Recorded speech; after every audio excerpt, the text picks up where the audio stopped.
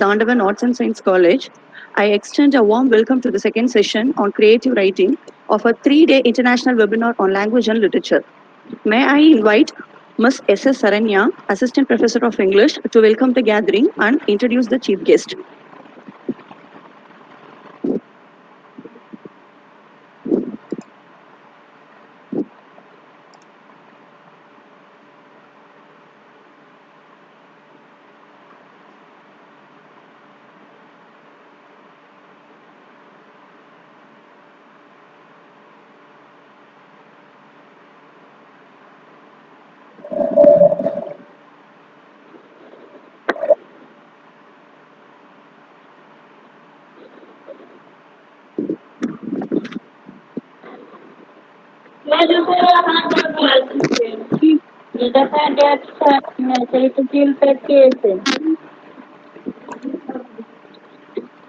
Hello everyone.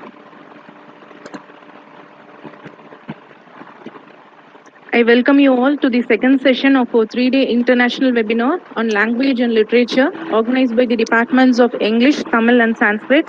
I am happy to introduce the speaker of this session, Professor Manu Mangattu, who is going to address the gathering on the topic Sparks from Heaven, Replenishing the Fountains of Creativity.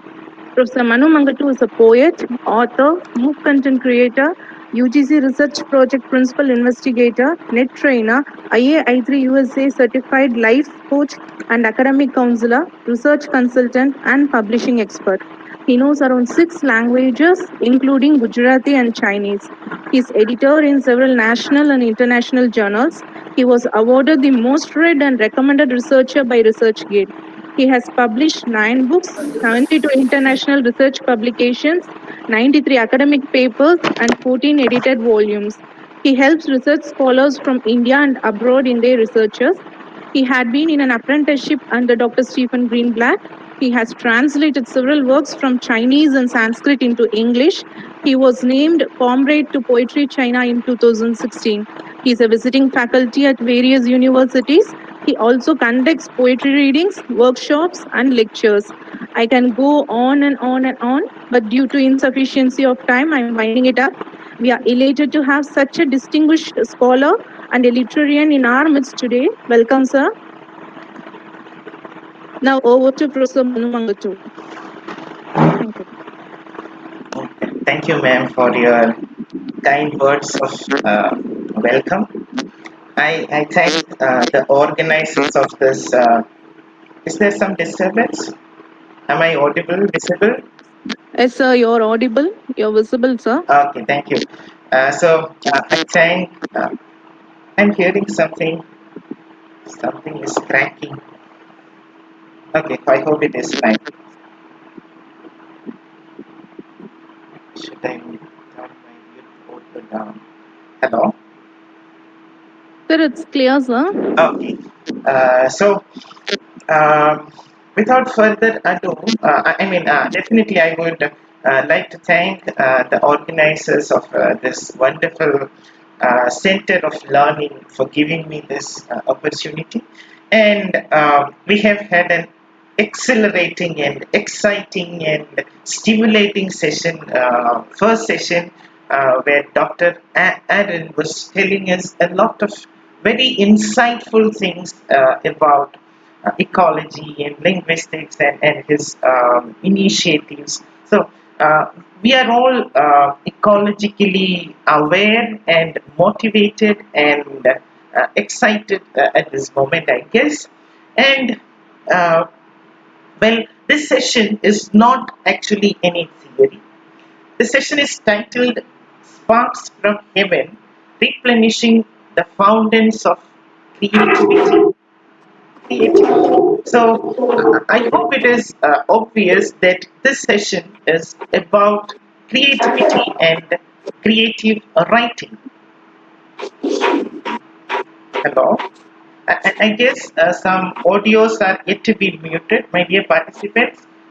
Please make sure that you mute your audio and you turn off your video, whatever, because there are some interruptions. Please make sure that you don't present during the lecture, but after that you will have opportunity to present or ask questions. All that will be provided at the end of the lecture. So thank you for your patient cooperation and listening.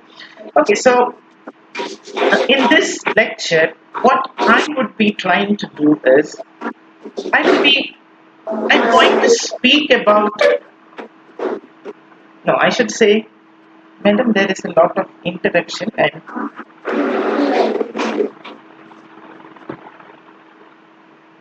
hello.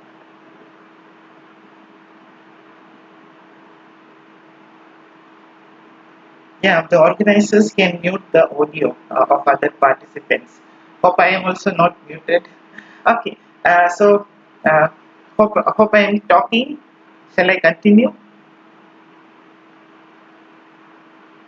Okay, everyone is muted. Okay, thank you. Thanks for the messages. Yes, I'm happy that you are listening. Okay, so I'm not going to speak about the steps involved in creative writing. I'm not going to speak or give you tips as to how you can become a creative writer. That is not what this lecture is all about. Why I said so? I said that I'm not going to speak about the steps or how to teach creative writing because I personally believe that creativity is inborn. It is something that is latent within you when you are born into this earth.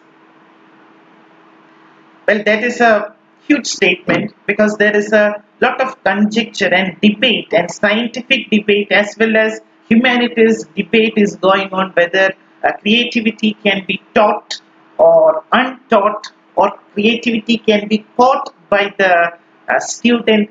So there is a lot of debate, but I believe that creativity is inborn. But having said that, I also believe that everyone is born creative. Some of us may not think that we are creative. We may not have realized how creative we are. And you may not have as yet discovered the poet or the painter or the pianist or the musician in you. But that doesn't mean that you are not creative. In fact, I would go so far as to challenge each one of you attending this lecture to prove that you are not creative at all. If anybody thinks, sir, no, you are whatever you say is wrong. I know that I have lived this many years in this earth, and I know very clearly that I am not creative. If anybody thinks so, let me know. Because why I am saying this is the idea is man is by nature creative and man uses language. Human language is such a brilliant tool that even if you wish to be the greatest bore in the world, by not being creative at all, you cannot. That is the inescapable reality with human language. So, when there is no creativity, when there is no originality, when there is no novelty, what we have is boredom. And some of us think that we are truly great bores because we are not creative. But let me tell you, how much you try to be the greatest bore in the world by not being creative, you cannot do that because irrespective of your best attempts, you will create a phrase or a sentence of literary intensity and aesthetic magnificence at some point in time. I will give you a simple example to make you realize how creative we are. My dear friends, I am sure that there is nobody in this lecture who cannot create something new. I am sure that there is nobody in attending this lecture who cannot create a new sentence that has never been spoken before by anyone. Think of a sentence like this. I, substitute your name. I, Joe Effie. I see Joe Effie's name here. I, Joe Effie, on this 21st day of July 2020, I'm listening to a boring, monotonous, terrible lecture by one Mr. Manu Mangattu. See, this is a new sentence.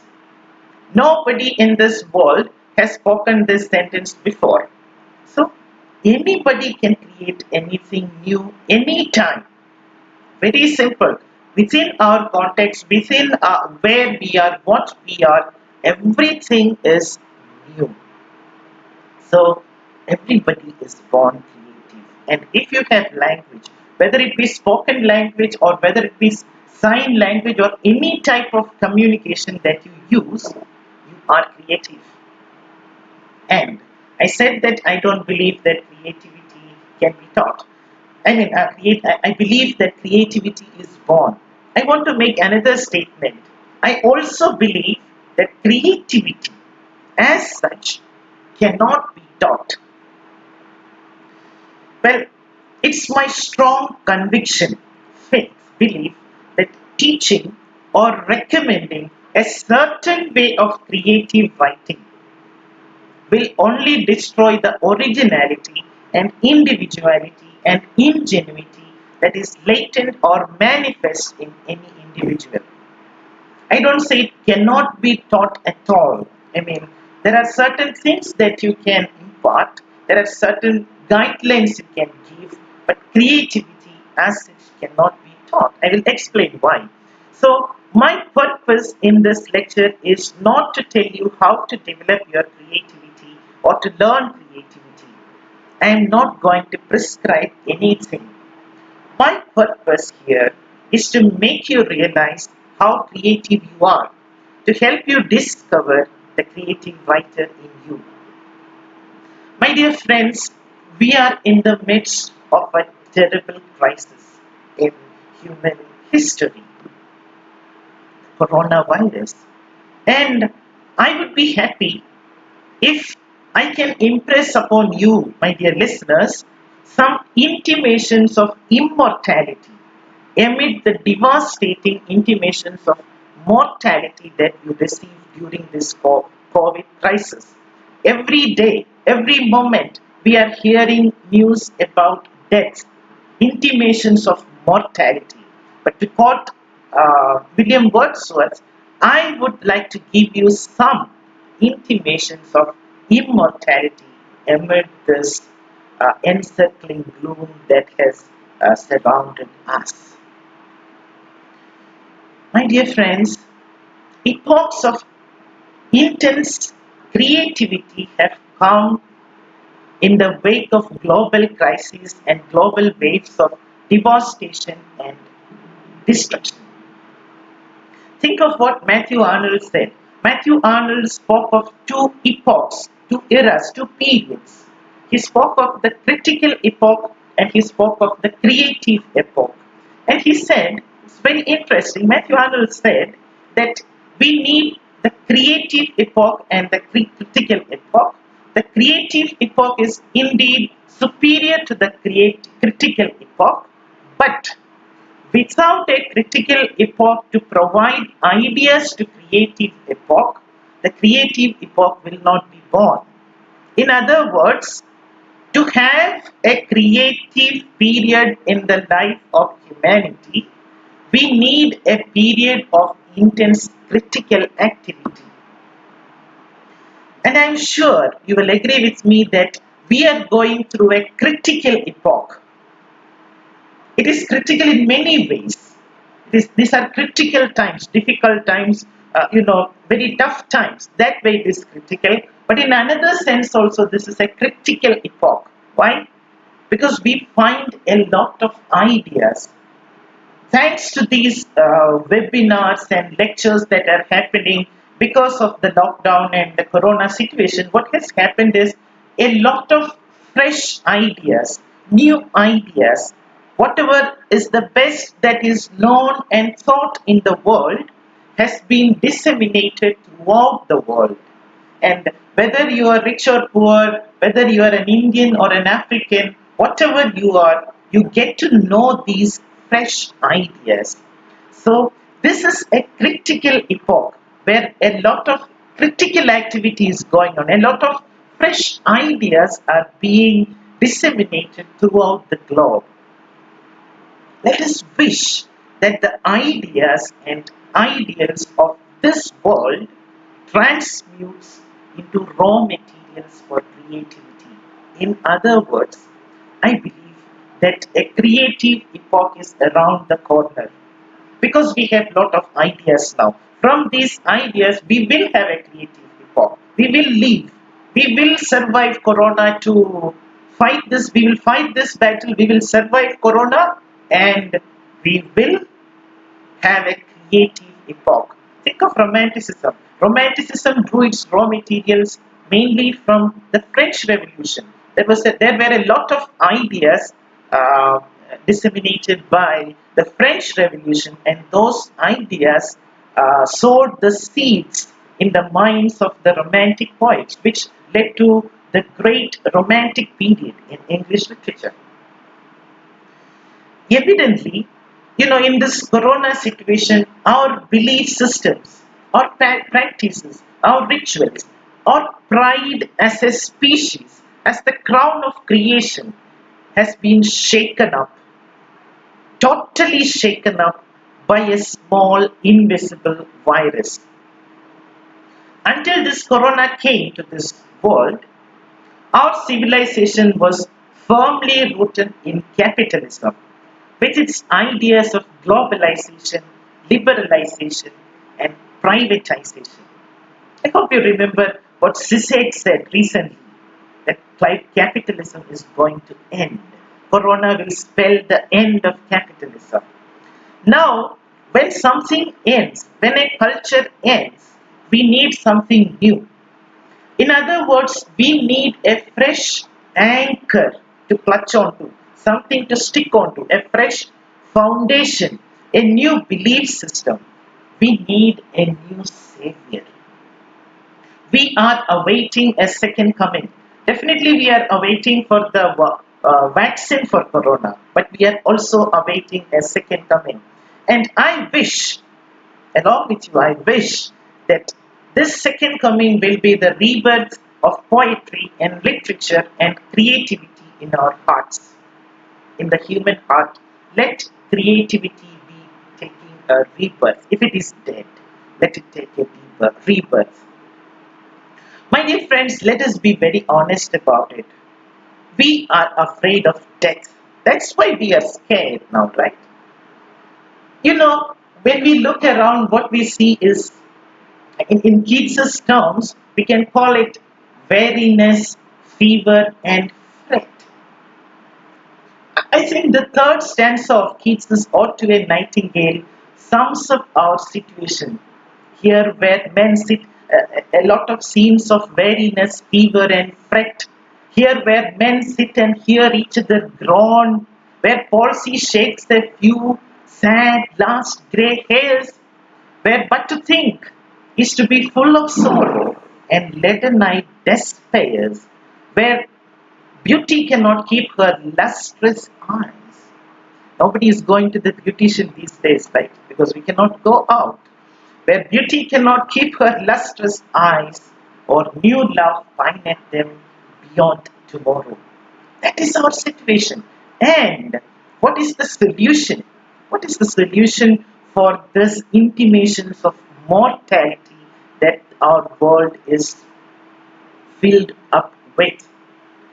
I would just take you back to Keats's own idea. When when Keats was sitting under the trees and writing this poem, Ode to a Nightingale, what was he doing? He was trying to defy death because he was sad, he was depressed, he knew that he was suffering from tuberculosis. He wanted to escape death, he wanted to live long with his beloved Fanny Brown, he wanted to be counted among the poets, so he wanted to defeat death. And what was his idea? After he said all these things, or before he said all these sorrowful situations that surround him, he spoke of something else. He spoke of wine. Oh, for a draught of vintage. Oh, for a draught of vintage that hath been cooled a long age in the deep delved earth, tasting of flora and the country green. dance and Provençal song and sunburned mirths, or for a beaker full of the warm south, full of the true, the blushful hypocrite, with beaded bubbles winking at the brim, and purple stained mouth, that I might drink and leave the world unseen and with thee fade away into the forest dim. What was he saying? I know that there is something called wine or liquor. We say that wine is bottled poetry. I don't agree with that because without some people have liquor in or wine in their veins, so they don't need wine or liquor as a stimulant to their poetry. They have their blood is wine. So I'm one such person, and I don't believe that you have to resort to wine. But one thing that we find with wine is something that has the ability to defy time. It grows powerful, its intoxication increases as time passes, or it gains in strength with time. So wine is something which has a property of getting better in time. But Keats says in the third, think about the fourth stanza of the poem. He says, "Away, away, for I will fly to thee." Somebody has turned the audio on. Could you please turn it off? My dear participants, the audio is turned on. Please turn off. Somebody has turned the audio on. Okay, so in the fourth stanza, I will fly to thee, not charioted by Bacchus and his sons. Bacchus, the god of wine and revelry. He says, no, I don't want to take the route of wine and liquor to reach immortality. Not charioted by Bacchus and his parts, but on the viewless wings of poesy. Poesy is not just poetry, it is literature, it is art. He says, I want to reach the world of the nightingale. I want to reach the world of immortality, reach the world where there is no death, where there is no weariness, no corona, no fever, no fret, on the viewless wings of poesy, viewless wings. Though the dull brain perplexes and retards, already with thee. He reaches the world of the nightingale. So that is a way. What is happening with literature? What is happening with my dear friends? Feedback link will be posted at the end of the session. I know you are very eager to send feedback to me, but it will be posted at the end of the session. Don't worry. Don't worry about the feedback now. See the viewless wings of poetry, literature, and it is through creativity, it is through imagination that we can attain these immortal spheres. We can transfer or transmute our world of death, sorrows, pain into something beautiful and ethereal and lively and artistic on the viewless wings of imagination. Remember what Shakespeare said in the immortal 18th sonnet, sonnet number 18. Shall I compare thee to a summer's day? I think almost every one of us has studied this poem somewhere. What does he concludes his poem like this: so long as men can breathe or eyes can see, so long lives this, and this gives life to thee. What is this? Yes, he is speaking about the poem or his patron Henry Wriothesley, whatever. But there is another way of looking at it. So long as men can breathe or eyes can see, so long as man is alive on this planet, so long lives this literature, poetry, art, imagination. So long lives this, and this gives life to thee. We know that Shakespeare is still alive. How? Yes, he died in 1660, but he is still alive. Our great writers are all still alive through their writings. So there is an immortality granted by art, granted by creative writing, granted by imagination. And it is that we have to attain, that we have to strive for in these troubled times. Think about the power of the written word. The word that we are using. See, the power of the written word is enormous. Think about the world's religions. We have the word Om. The word Om carries a world of signification. It means the ultimate reality, the essence of life, Brahman, Atman, self-knowledge, the cosmic voice, the infinite language. Om means the infinite language. And those who have studied about Om would know that it is also known as Pranava, the original word of power, and it is recited as a mantra. And think about the synonyms of the word Om. Om is also known as Akshara. It is Akshara, letter of the alphabet. Any letter in the alphabet is an Akshara. And that Om carries two significations. It means that that word is imperishable and immutable. Imperishable, that which cannot be destroyed. Immutable, that is unchangeable. So Om is about that eternal power of word which is unchangeable and indestructible. Think of the Bible.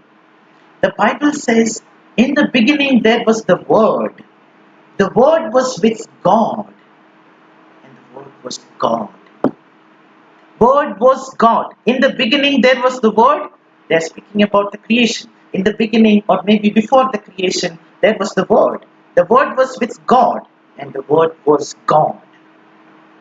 You know, my dear friends, there is a very striking similarity between the Hindu or the philosophy of Hindu concept that I presented just now. You know, the Aitreya Brahmana of Rig Veda, section 5.32, suggests that there are the three phonetic components of the word Om: A, U, and M. The three phonetic components of the word Om correspond to the three stages of cosmic creation. And when it is read or said, it celebrates the creative powers of the universe. You know what? Lord Krishna in his Bhagavad Gita speaks to Arjuna and he tells, my dear friend Arjuna, I'm translating the original verse. My dear friend Arjuna, I am the father of this world.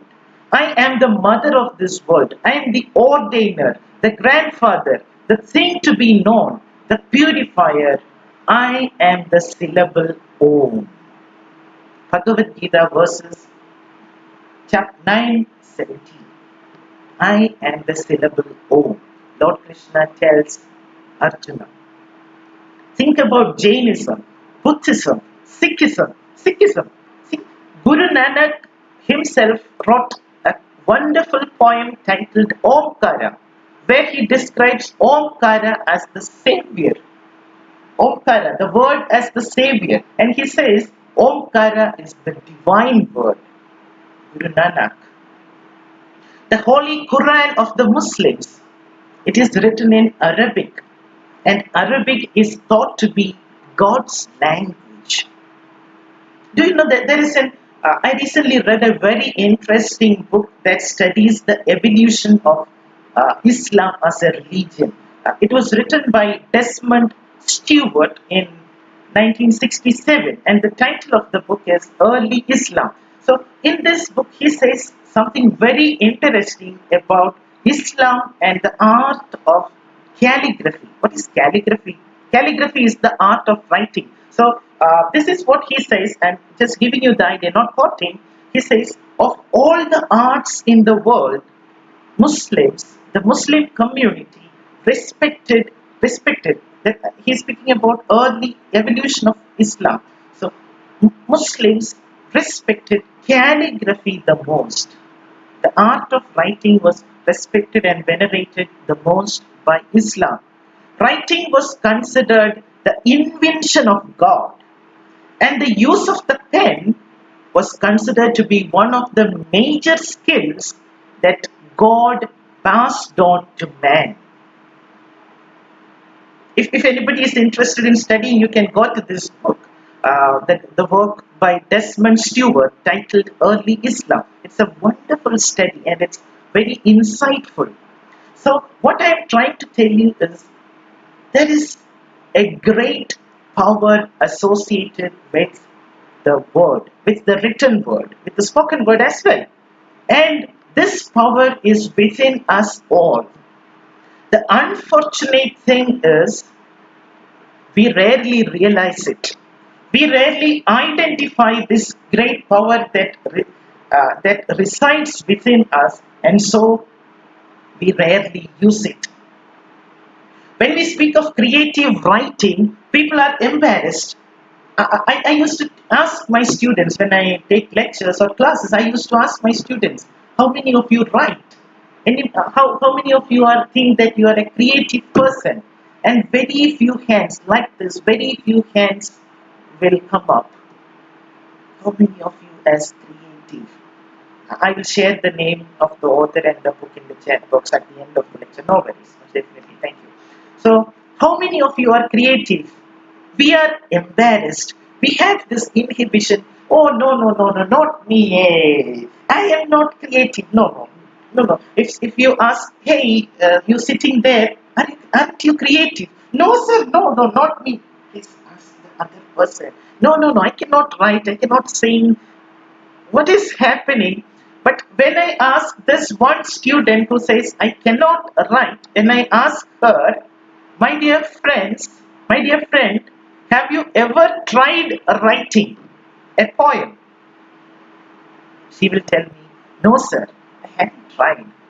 I think that most of you will say this. When I ask you, are you a poet? You will say that, no, I cannot write poetry. It's very difficult. It's very awkward. I cannot understand it. But have you tried to write poetry? No, of course I don't know. So how will I write? But my question is, if you haven't tried writing poetry, if you haven't tried writing a poem, how will you know whether you know?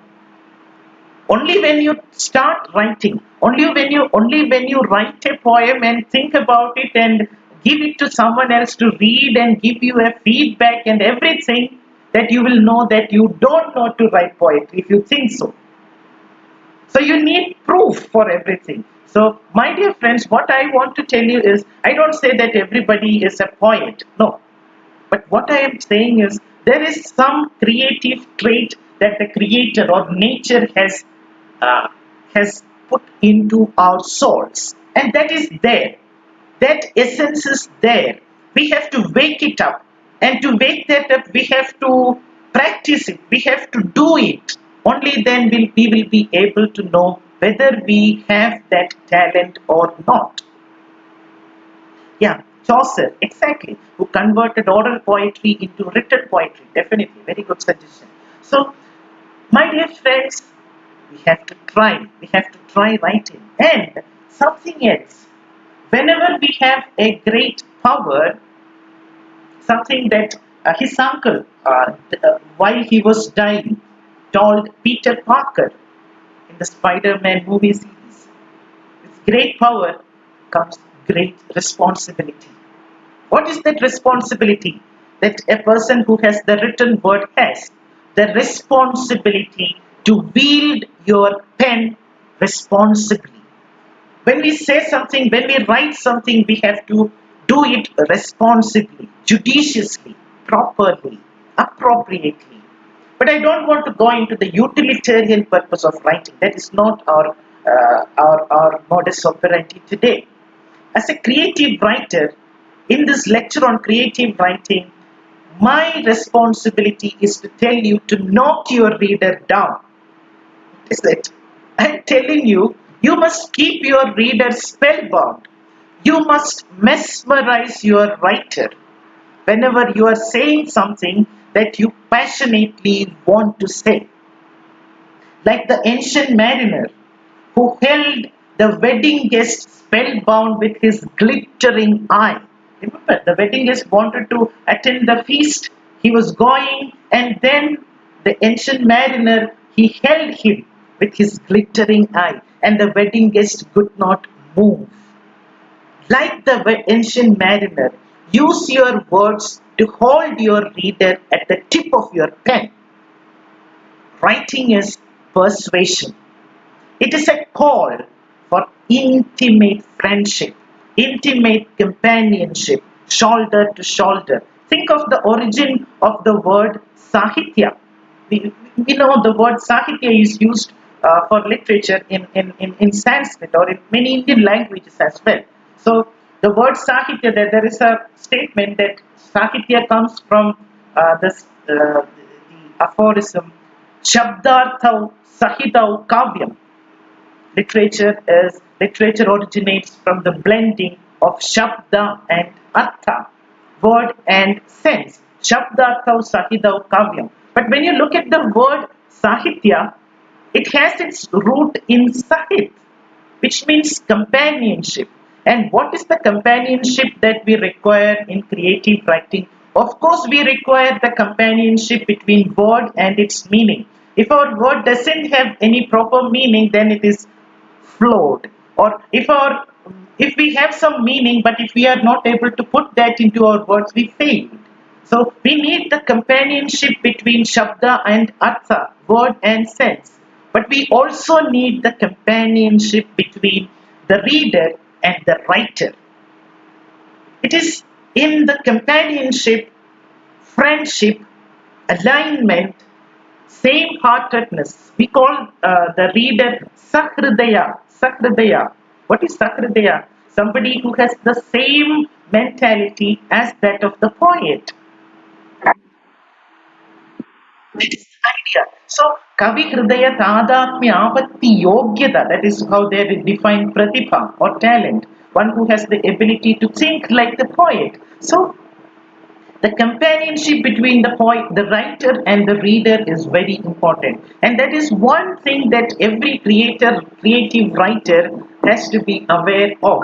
Now, I was telling you about Samuel Taylor Coleridge's The Rime of the Ancient Mariner. Towards the end of the poem, there is a very interesting stanza which reads something like this. Since then, he's saying, the wedding guest told the story, and then he says, since then, at an uncertain hour, that agony returns. That agony returns. And till my ghastly tale is told, this heart within me burns. What is he saying? What is he saying? The ancient mariner says, every time that agony, what was the agony? Instead of the cross, the albatross about my neck was hung. He killed the albatross and it was around his neck, and yes, it dropped, but still that agony returns. My dear friends, I am sure that everyone who has tried creativity at some stage is or will understand what I am saying when I am speaking about agony. Creativity is about agony and ecstasy. There is agony involved. There is agony involved. There is something called the creative agony. And a creative writer is a person who cannot but write. He has no option but to write. Remember what Keats said, if writing doesn't come if poetry doesn't come as spontaneously as leaves to a tree, let it not come at all. So it is so spontaneous and it is so forceful that the writer cannot escape. He has no option but to write. And it is in his writing that the writer finds his salvation.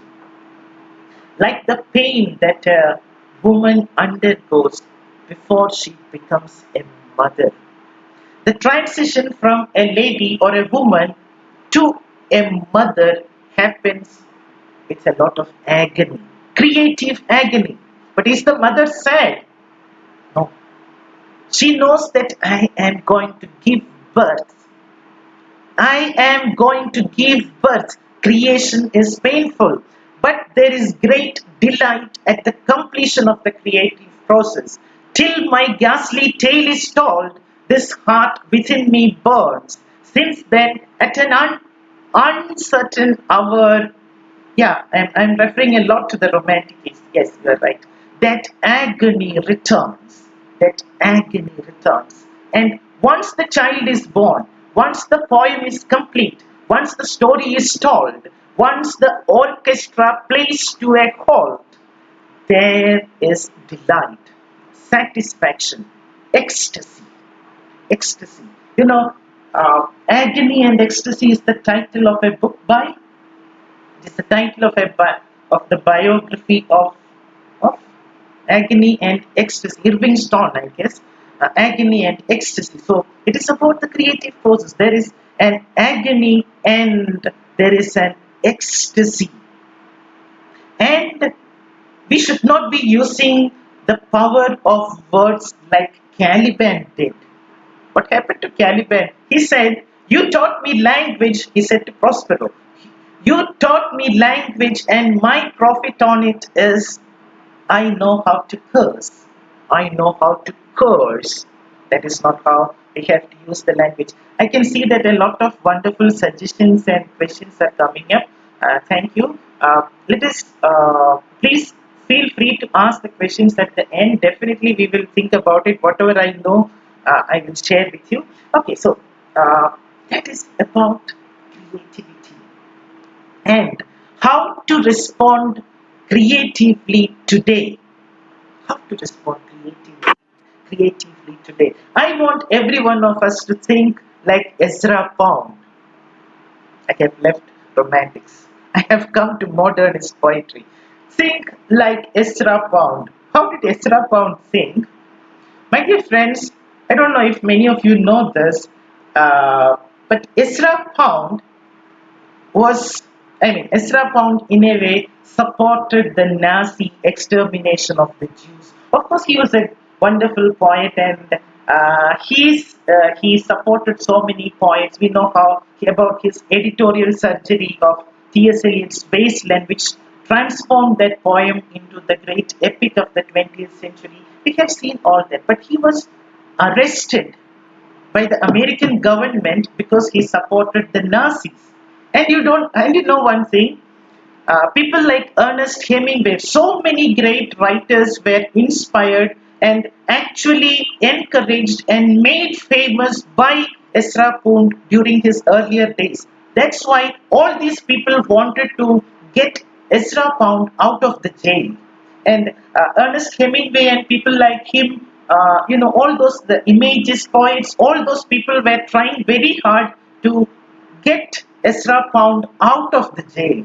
And you know what Ezra Pound said? "I don't want to get out of my jail."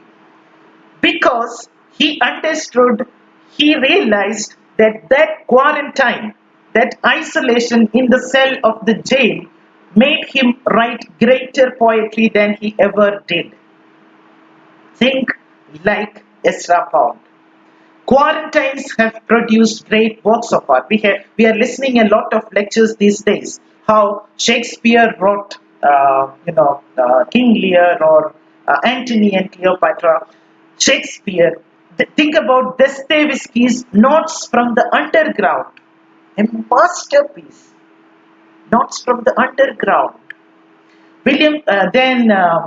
Boccaccio, Giovanni Boccaccio. He was affected, his place was affected by the bubonic plague and he went hiding, he fled the city and he was at the Tuscan countryside when he wrote the Decameron, a collection of novellas framed as stories spoken by a group of friends who themselves are in quarantine. Think of Victor Hugo, Les Miserables, the poor or the miserable.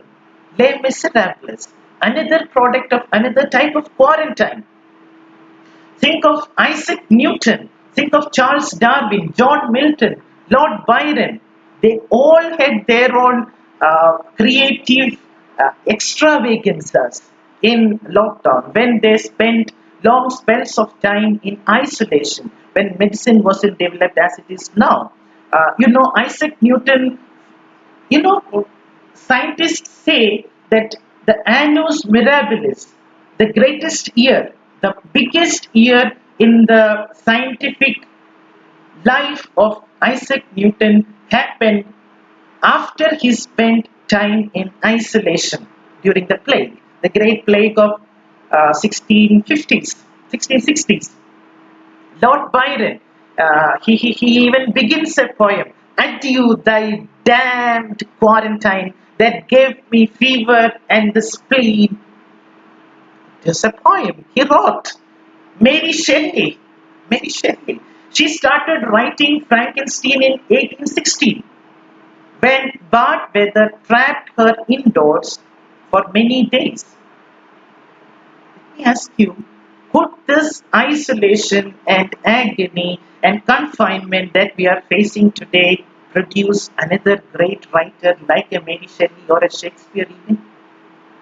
Don't go anywhere looking for a subject. That's what I want to tell you. See, we have the subject. We have lots of subject. Art is where you are. It is the shadow behind you.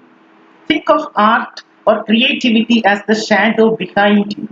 It is there, but when you look around, you will never be able to see. It is like that kind of a shadow. It will be gone. It is not the life you have, but it's your perspective. It is how you look at it.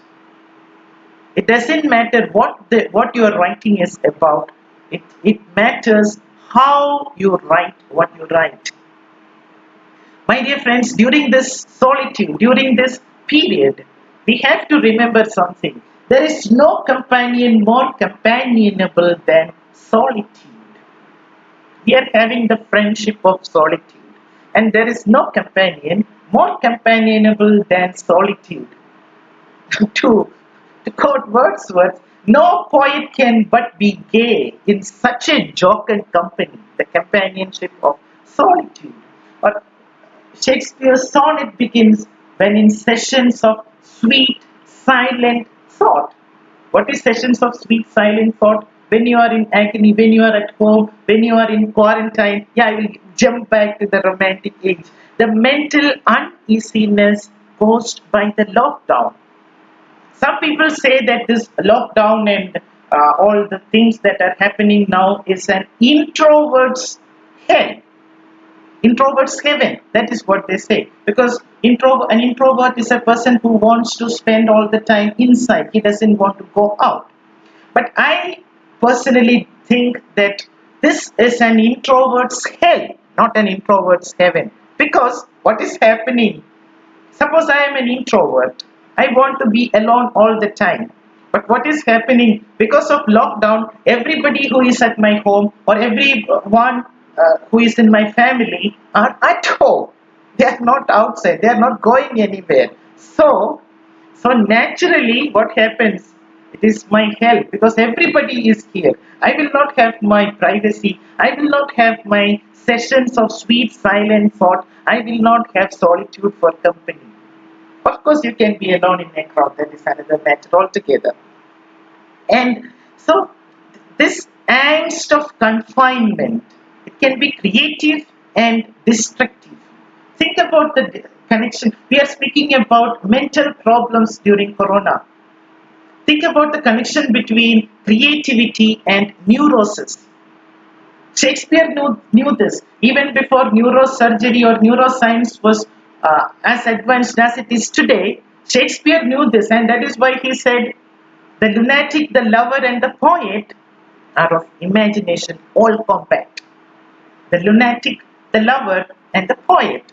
There is no great genius without a madness, said Aristotle far before that.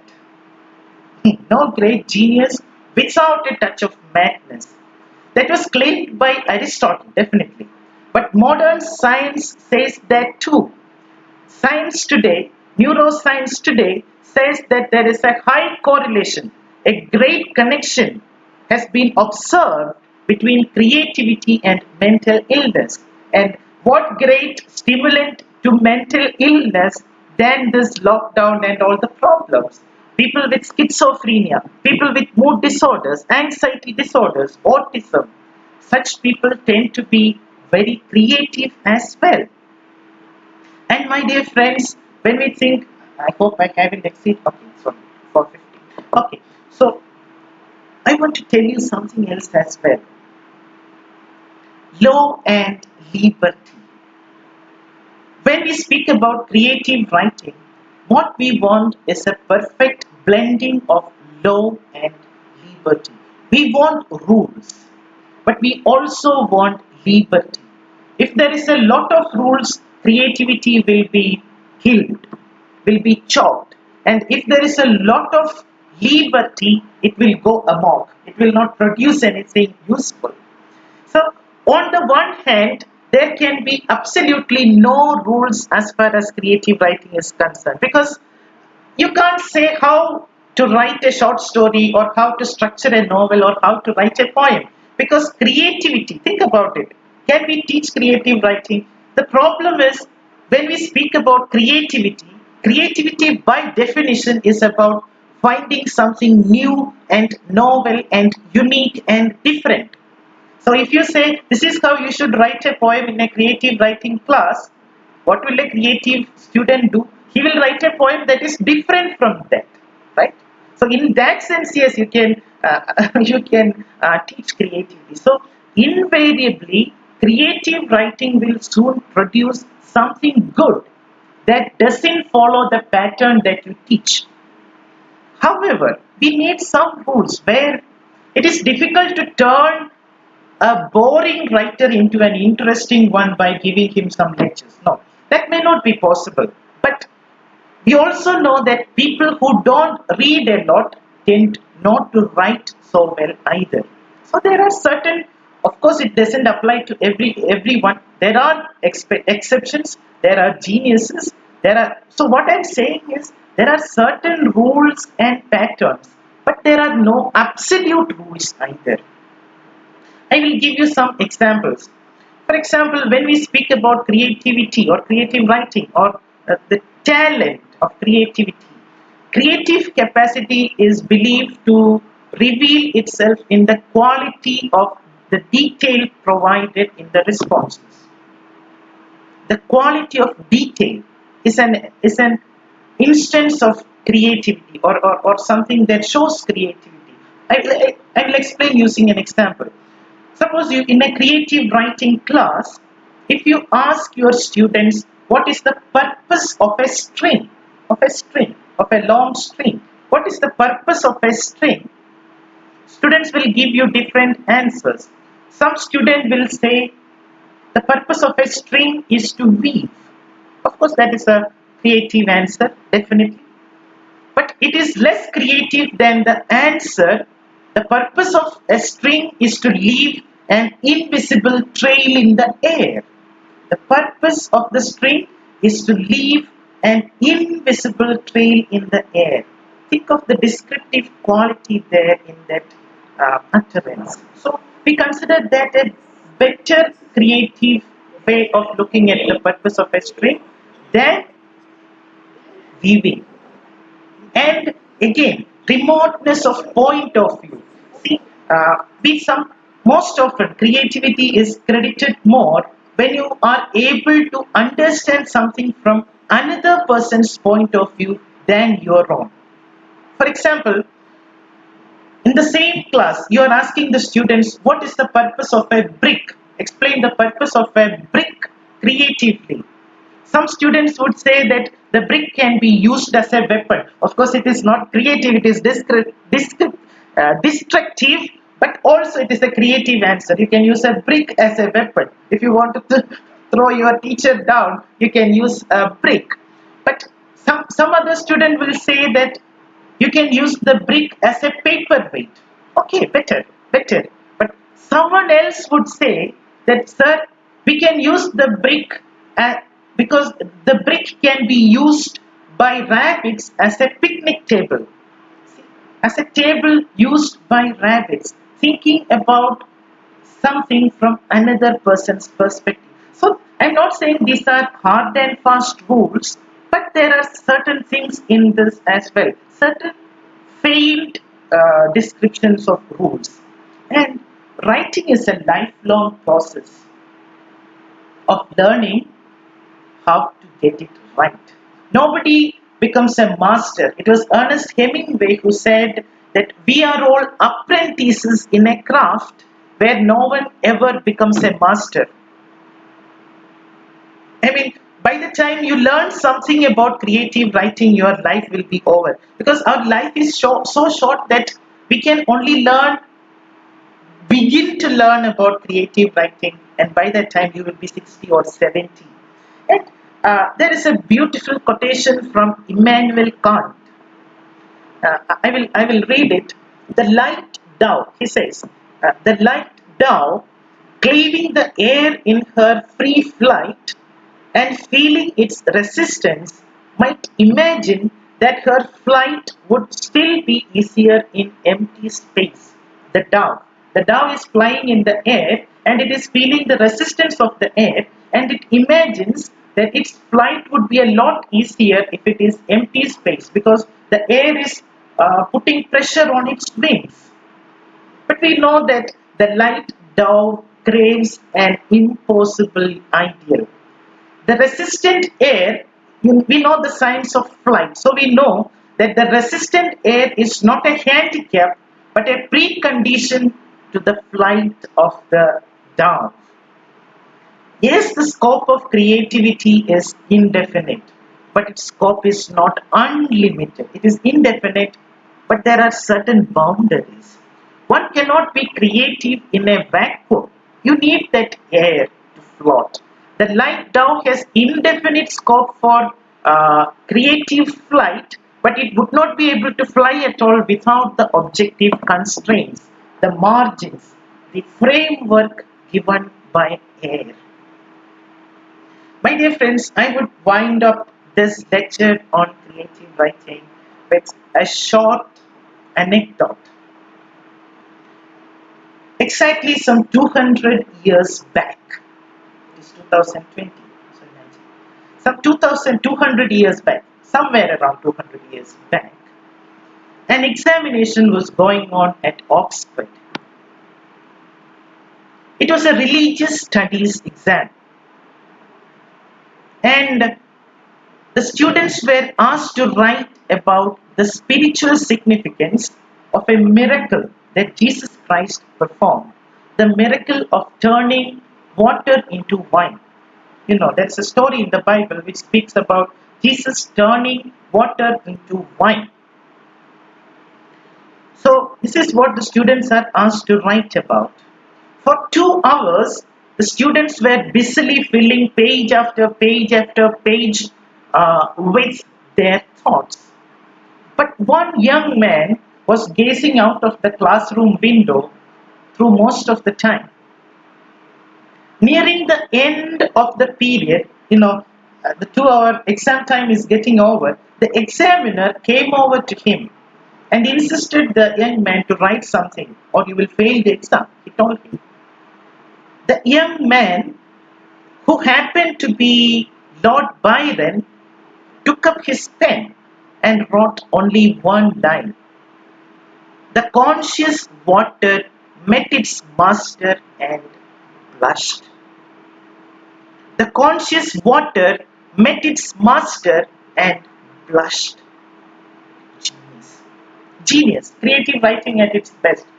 What is happening for those who haven't got the idea? For the students, maybe, I mean, students are very imaginative, I know, but still, if you haven't got the idea is water blushing. What is the quality of wine? Wine is red in color. So when water meets its creator, Christ is considered God. So Christ is God, and when water meets God, meets his own creator, it blushed. And what happens when a person blushes? Cheeks will turn red.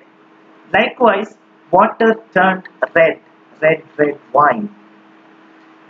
I will say it again. The conscious water met its master and blushed.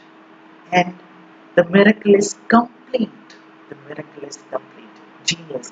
I know that this story has been explained about certain other people as well. I'm not sure whether it is actually Lord Byron, because I have seen certain anecdotes where this is being spoken about Alexander Pope, about Richard Croshaw, about Percy Bysshe Shelley. Whoever wrote it, it's beautiful. Yes. So, my dear friends, let us try to chisel out all the unwanted things from our marble and take out the beautiful statue inside that rock. That is what we want to do. We want the statue, but we want to remove all the unwanted things. And then the shadow, the statue will present itself. Thank you very much for your patient listening. It was such a good session. I thank the organizers and especially I thank the participants. It was very interactive. I felt like I was in a classroom because there were a lot of feedback, a lot of positive feedback, a lot of suggestions.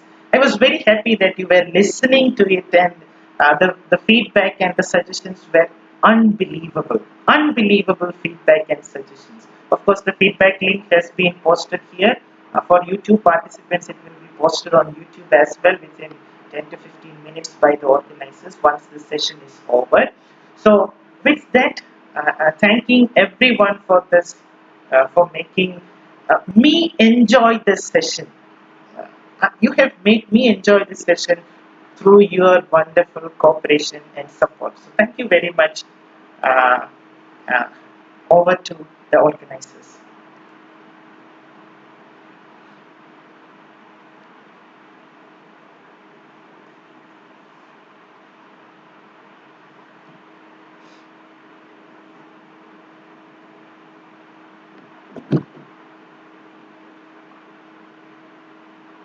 Hello.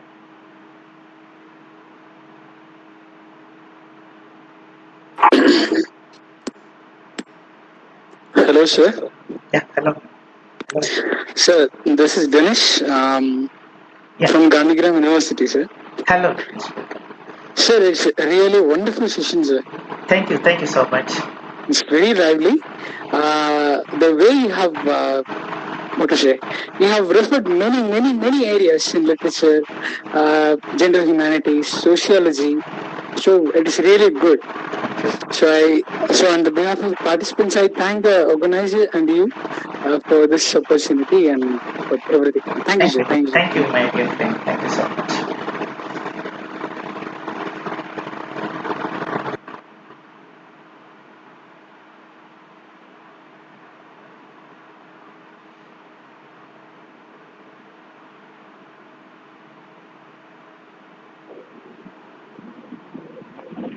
Hello, sir. Hello. I think I have a question for you, sir. Yeah, yes, ma'am. Creativity, you say that creativity is inborn. Yeah, I accept that. What else actually can we do to improve our creativity? That is, we should have a fresh perspective towards things. That's what makes something creative. Anybody can see a vase, but only a poet can see a vase and write a poem on it. So what can we do to improve our creativity? Like, how can we make our ideas into writing? Any suggestions by you?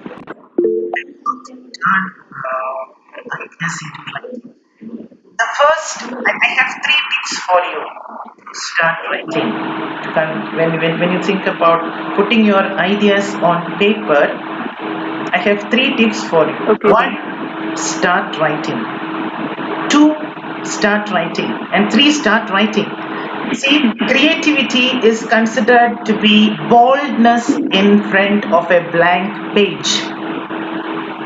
When you see something blank, I tell my students, when I teach in classroom, I tell my students, see, your board is blackboard, but it should not be a blank board. There should not be any space left on this blackboard.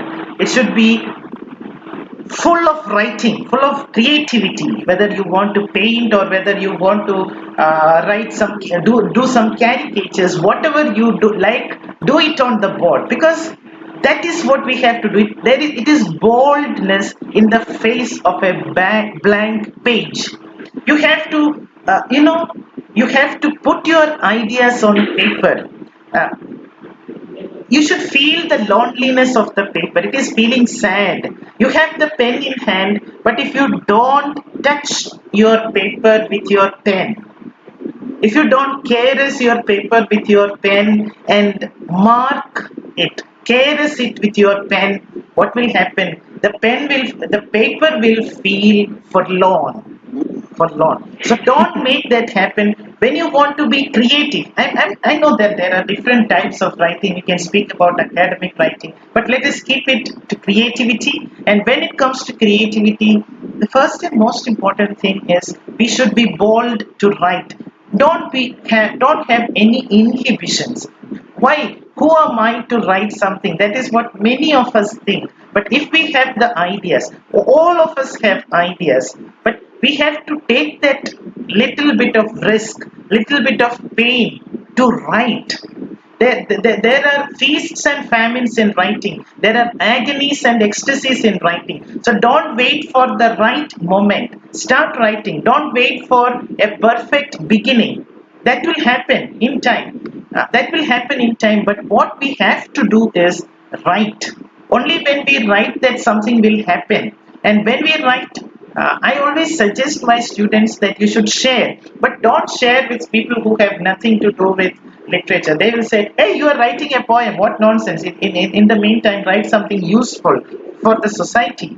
So that shouldn't happen, but share it with people who are like-minded. And that is where I think that the creative writing courses are very important, because people who have an aspiration and ambition or interest in creative writing, they are all together and they get a lot of colleagues who will give them the feedback, criticism, encouragement about their writing. So that is what we require in creative writing. We want feedback. We want to write, but we also want feedback. And yeah, we should not take all the feedback in the world, because different people will have different opinions. A lot of feedback will destroy you.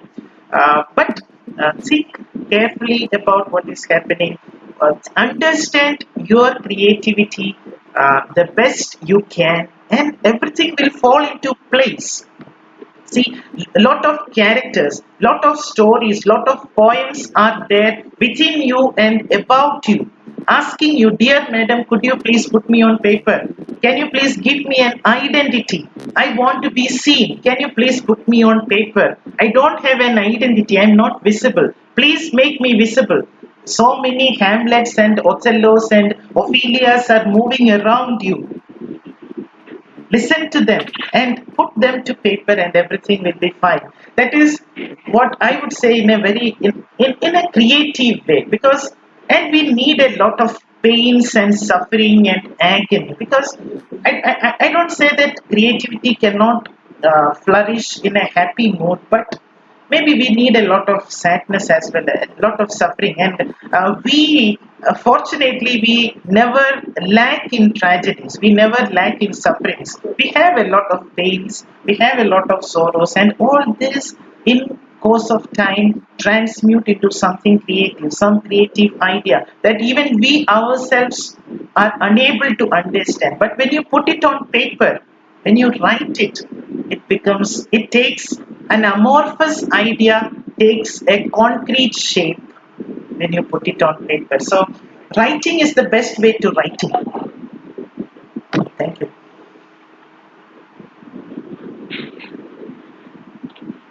Thank you, sir. Thank you so much. That was really inspiring, sir. Thank you, ma'am.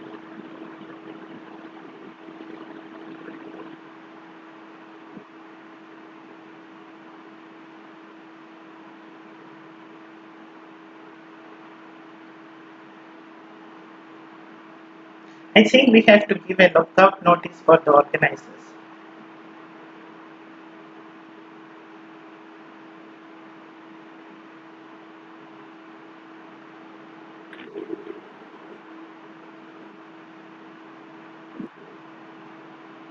Any other questions, my dear friends?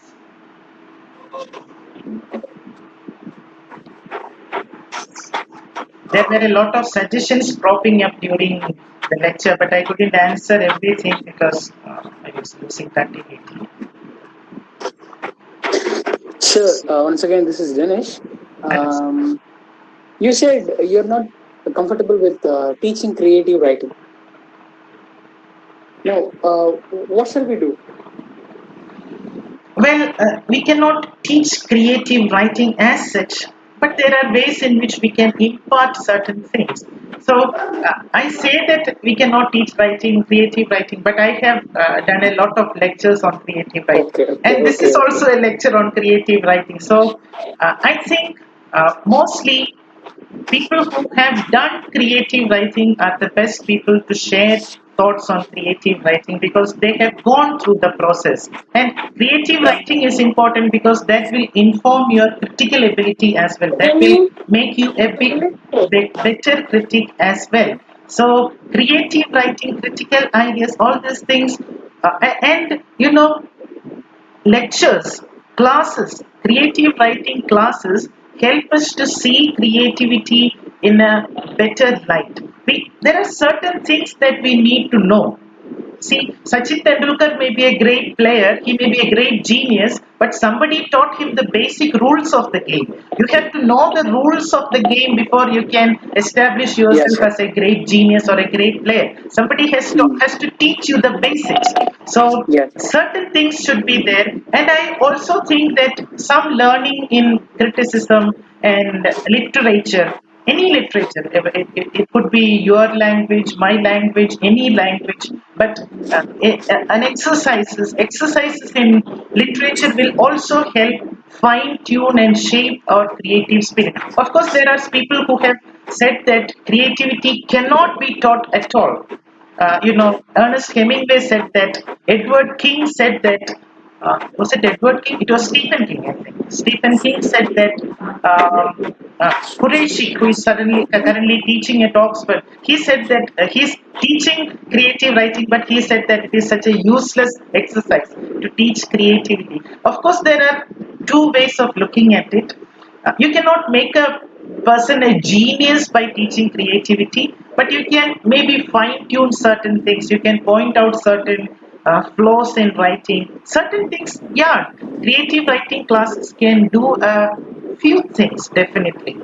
I don't say that it is useless, but absolutely, if a person is not at all interested and not at all talented in poetry, you cannot turn him into a poet overnight by creative writing classes. So, I don't want to take any extreme stance, though I said so. Why I said that creativity cannot be taught is because I wanted to also say that certain aspects of creativity can be Yes, sir. taught. Yes, sir. Yes, sir. Yeah, very true. Thank you so much, sir. Yeah. And when we speak about creativity, there are a lot of paradoxes and contradictions involved. So that you have to eat your own words. You have to swallow your words all the time because creativity is so inarticulate. It is difficult to articulate what is creativity. When people asked Picasso what is creativity, he said, I don't know, and if I know, I will not tell you. So, nobody knows actually what is creativity. Yeah, there are different definitions and all, but it is something that just happens, and there is a lot of mystery surrounding creativity. Yeah, we can put it down to a lot of properties and characteristics. Still, certain things are missing. I mean, we cannot that differentia, that thing which cannot be paraphrased in literature. How can we explain that? It is impossible.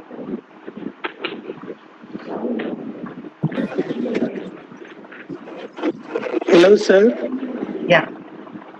I am Shiv Subramanian from Najra College, Madurai. Hi, sir.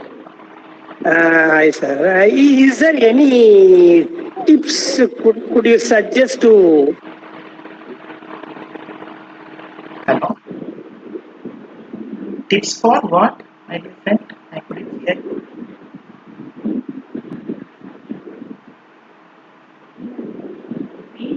Are you there, my friend?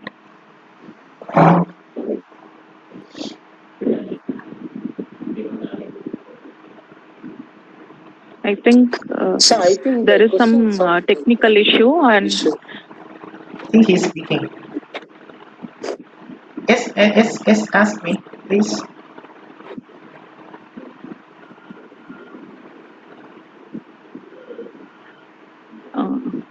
sir, shall we wind up the session? Yeah, sure. If you have any questions, you can ask me Okay. email.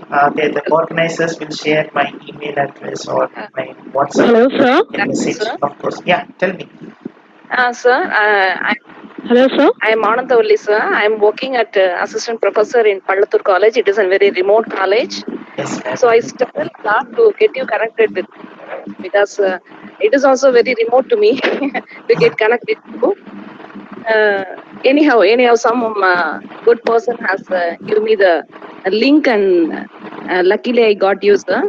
Okay, thank you, ma'am. From your speech, what I could understand is your spontaneity and your flow of speech is very, very good. Thank And you. I hope the skills in English, LSRW. Yeah. And from your speech, I could understand that writing would focus the flow of speaking. Am I right, sir? Yeah, definitely. Because we didn't go for writing so far. So we are usually listening and we could understand, but we are struggled to enough to speak. Usually our students are struggling. What are the tips we have to give them? So shall we ask them to write as a piece of thing? Ask whom? Ask the people who want to do creative writing. Yes, sir. Yes, sir. What is the tip I have to given to my students to speak fluently? Okay, you are speaking about fluent speech. Yes, sir. Yes. I think the greatest hindrance to speaking fluently is fear. And unfortunately, especially when we come to the rural colleges, rural institutions, people from rural areas, they are very innocent. They are very nice people, but they are having a lot of inhibition as well, and they feel that speaking English doesn't come naturally to them. So there is this hindrance, there is this inhibition. So because there are a lot of rules, unfortunately our educational system focuses more on rules and exceptions rather than usages and what is the norm. So we should encourage them to speak. We should encourage them to make mistakes. I would do that. If somebody wants to learn speaking, definitely I would ask him or her to keep speaking and make mistakes, but no problem making mistakes. You first have to develop that confidence to speak, and then naturally your speaking ability will improve.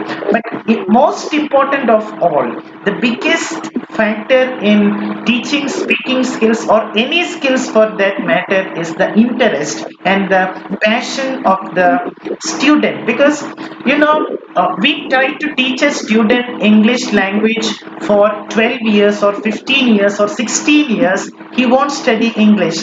He will not study English. But if he has to go to a foreign country and if his visa is ready and he has to study English within 10 days, he will study English.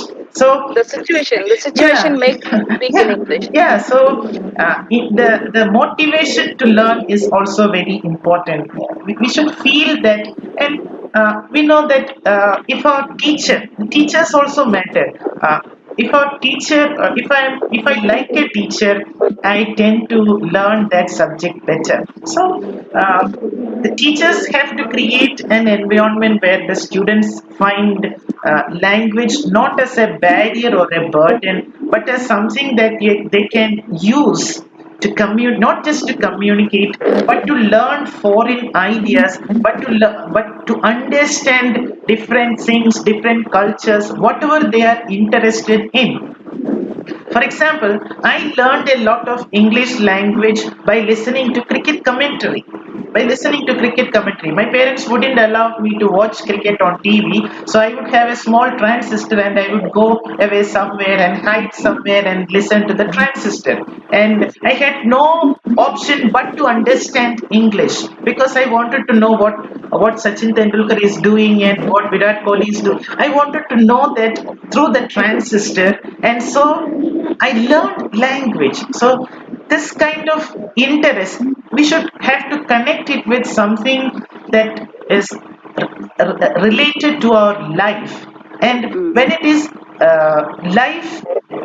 when it is connected to our life, We speak about learning things by heart. Actually, what is learning by heart? Learning by your heart, using your heart, the emotional involvement. When the emotional involvement is there, we tend to learn anything easily. So, first, love the language, and then don't be afraid of your language.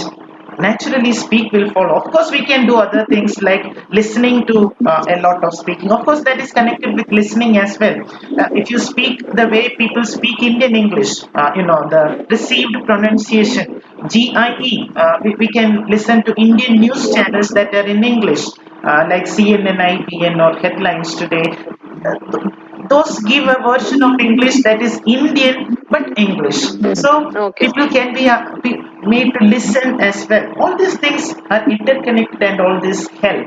Definitely, I think that if a person is creative, naturally language learning becomes a lot easier, whether it be any of the LSRW skills. Hello, sir. Hello, sir. Yeah. Hello, sir. Good evening. Good evening, ma'am. Am I audible? Yeah, you are very much audible. Yes. First of all, sir, I must tell you that I'm a huge fan of yours. I have been following your webinars. Thank you so much. Thank you. I'm not a phantom. I'm not a phantom.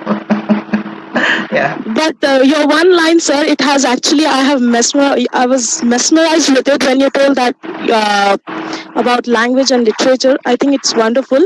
My question is, sir, that when we talk about creative writing, we often tell about poetry, about novels, about short stories. So can we reflect the similar theory on the research papers as well?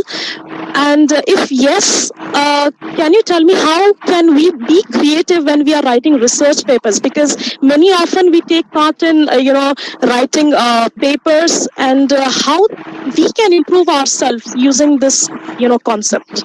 Exactly, very good question. And I'm a big supporter of writing research papers creatively.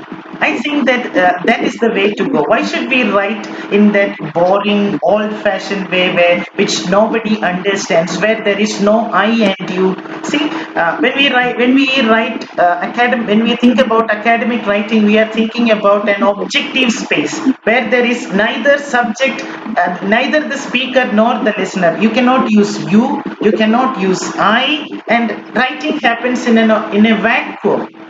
See, that is how we are told. We are taught.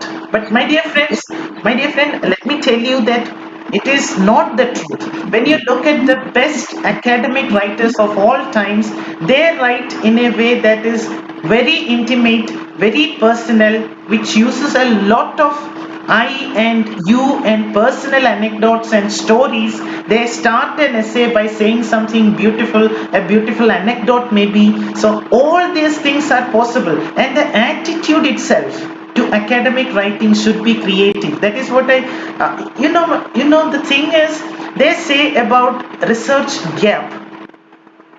I would like to call that novelty. That is creativity. When you think about research gap, you are trying to find out something that nobody has said before in your particular area.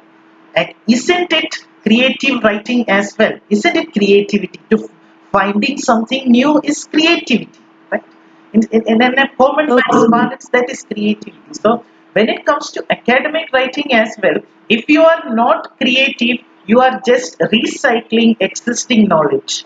You are just rewriting those papers in your own words. So we want creative ways of writing academic papers, and it is not like we should write in a certain pattern.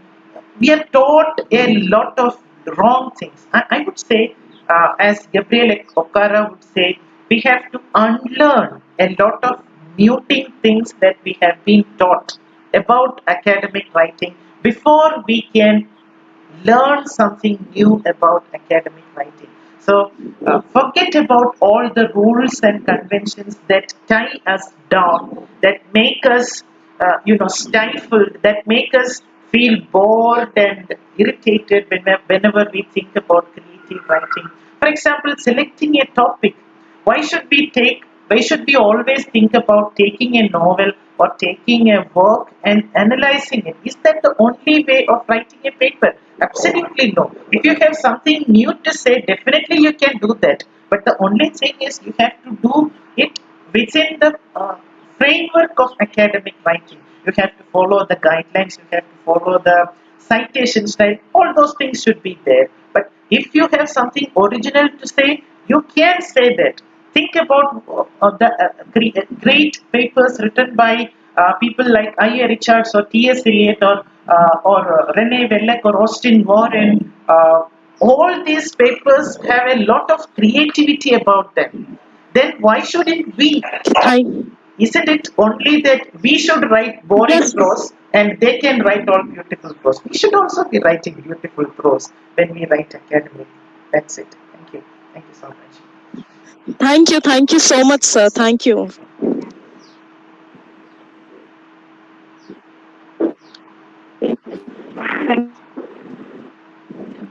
Yeah, behold the chat section. Thanks, Hashim. You are speaking a very literary, aesthetic language. I don't know how to behold the chat session. Where can I find the setting for that? Organizers, what happened to the chat? Hashim, can you please? I cannot see the chat. Hello? Yeah, the chat is visible. Yeah. Can you lend your eyes to the chat session, Hashim? It's in the middle. It's in the middle. Can somebody copy and paste it? Okay, someone asked in between the session, when imagination clashes with expression, what happens to creativity? Well, imagination doesn't have to clash with expression. I understand what you mean when you say that when imagination clashes with creativity, because we think of the poet as a sedate, silent person who, the introvert kind of person who doesn't want a lot of expression, who wants to be quiet. But there is another urge in the creative writer. That is what we have to understand. Imagination is one of his faculties, but expression is another one of the faculty. I think it was Benedetto Croce who said that expression is impression through suppression. Impressing somebody through suppressing something. What is suppression?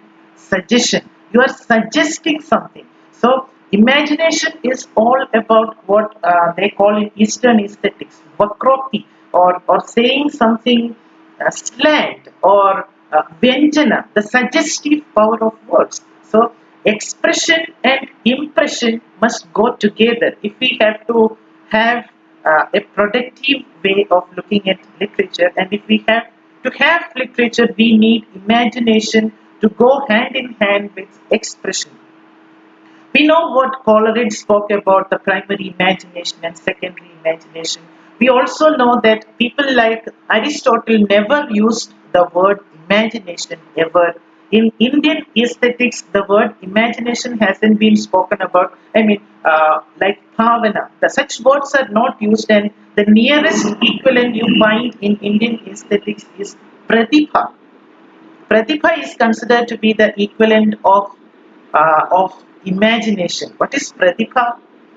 Expression through impression. The ability to express and impress the reader by suppressing certain ideas, by hiding certain facts by concealing certain facts you are conveying certain idea. That is expression. And for that expression, you need the faculty of imagination. So it is not like imagination clashing with expression. Rather, I would say imagination fosters and feeds your expression. That is the way a creative writer has to learn to channelize his imagination so that it can be used in expression as well. Think of the very common cliche definition of poetry by Wordsworth. Poetry is the spontaneous overflow, expression of creative feelings. Poetry is the spontaneous overflow of powerful feelings recollected in tranquility. So, what are these powerful feelings and what is this recollection in tranquility? It is in recollection in tranquility that we require our imagination to transmute an intensely personal emotion into something general, something universal. The process called Sadharanikarana, making common to everyone. I may have a personal experience, but that will not be useful in my poetry unless I make it available through my imagination to everyone. I should transmute it to something universal, something everybody understands, something everybody can feel. So, imagination is the uh, feeding mechanism. Imagination is the raw material that feeds your expression. We need imagination, and sometimes, yeah, imagination clashes with expression. We bite our tongue when we eat something. When we suddenly want to say something while we are eating something, we tend to bite our tongue or we tend to cough up something. What is actually happening? I think it is imagination clashing with eating. Likewise, spoonerisms. I'm speaking of an entirely different thing, but see the connection. What happens when somebody makes a spoonerism? Will you make tea becomes will you take me? When this imagination kind of clashes with your expression. So, expression is important, but imagination is very important, and we need a proper blending of both to have perfect creative writing.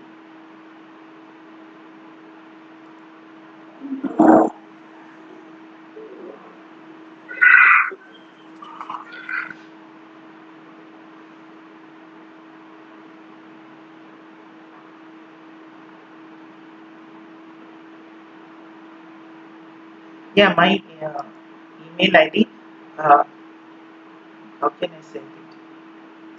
My email ID is manumangattu@gmail.com. I will do one thing in YouTube comment section. I will post it for everyone. In the YouTube's comment section, I will post my email address. Okay. If you want to see the place where I can type, is Okay. manumangattu@gmail.com. My name at gmail.com. That is my email address. Yes.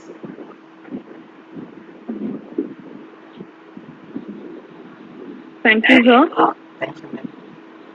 I think it's high time we Yeah, wind up this session, sure. and we regret for some technical issues in between. That is a So we would like to necessity. continue with the vote of thanks. Oh, sure. Yeah, email address. My name Select. manumangattu@gmail.com. Okay, please continue, ma'am. Okay, sir. Thank you, sir. So, as all good things come to an end in life, so is this session of webinar. Let me thank the Almighty first for this for today's occasion, which has become a resounding success. So I extend my gratitude to Professor Manu Mangattu, sir. So it has been really entertaining and also really inspiring session. We loved it a lot, and we think the participants also loved it.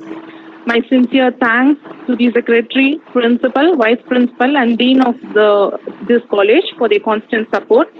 My special thanks to Dr. M Jayachandran and my faculty friends for working day and night for bringing this webinar to a grand success.